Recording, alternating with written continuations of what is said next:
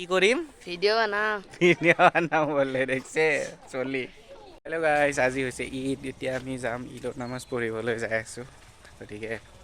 এইটো ৰমজানৰ ঈদ গোটেই মাহটো ৰোজা ৰখাৰ পিছত আচলতে আমাৰ ঈদ হয় দেখো হে গাইজ আজি আমাৰ ঈদ আমি মানে ঈদৰ নামাজ পঢ়িবলৈ ওলাইছোঁ এয়া মই বাইকখন লৈ কিনে ৰেডি অলপ পিছত যাম আৰু এতিয়া গাড়ী ষ্টাৰ্ট দিওঁ তো এনেকৈ মই ওলালোঁ আমাৰ ঘৰৰ সন্মুখেদি এনেকৈ বাইক লৈ কিনে মই চলাই আহি আছিলোঁ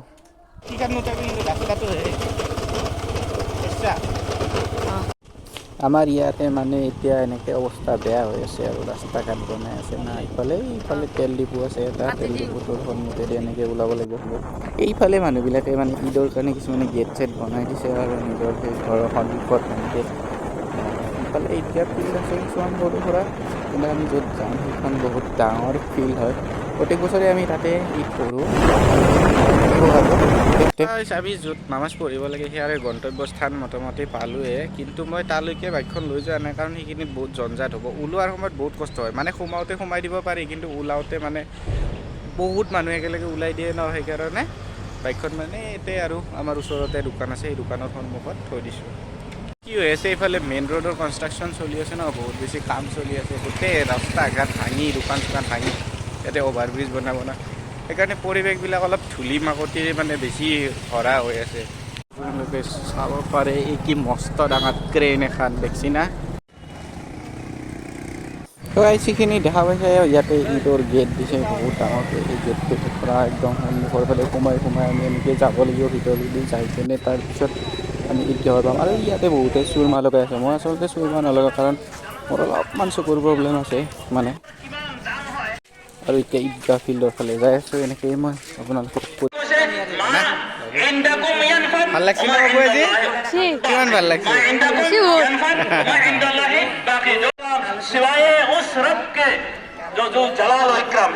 আল্লাহৰ বাহিৰে প্ৰত্যেক বস্তু ফনা হৈ যাব ধ্বংস হৈ যাব নিশ্চিত নাবুদ হৈ যাব একমাত্ৰ আল্লাহৰ নাম বাকী থাকিব কি খবৰ ভালে আছা जो बखील होते हैं उसकी दोस्ती शैतान से होती है अल्लाह से उसकी दोस्ती अल्लाह ने दोस्ती করার চেষ্টা করে আমি এটা বখীল না শয়তানের মধ্যে দোস্তি হয় এজন্য হদিসে শয়তানের দোস্ত হয় তো সে ওর সাথে ব্যক্তি যে খমাল হয় কথায় কথায় খং করে এও কি হয় শয়তানের দোস্ত হয় বন্ধু হয় আপো বসে আরো কোন হয় মিলেগি 2 গজ জমিন হি মিলেগি মাত্র 2 গজ মাটিহে পাবা অর্থাৎ কবর যেখানে ঠাই আছে এখানেহে পাবা খবৰ খাতি জীবন তোমালোকক দিছো যি হায়াত দিছো যি তোমালোক দাখিল হ'ব পাৰিব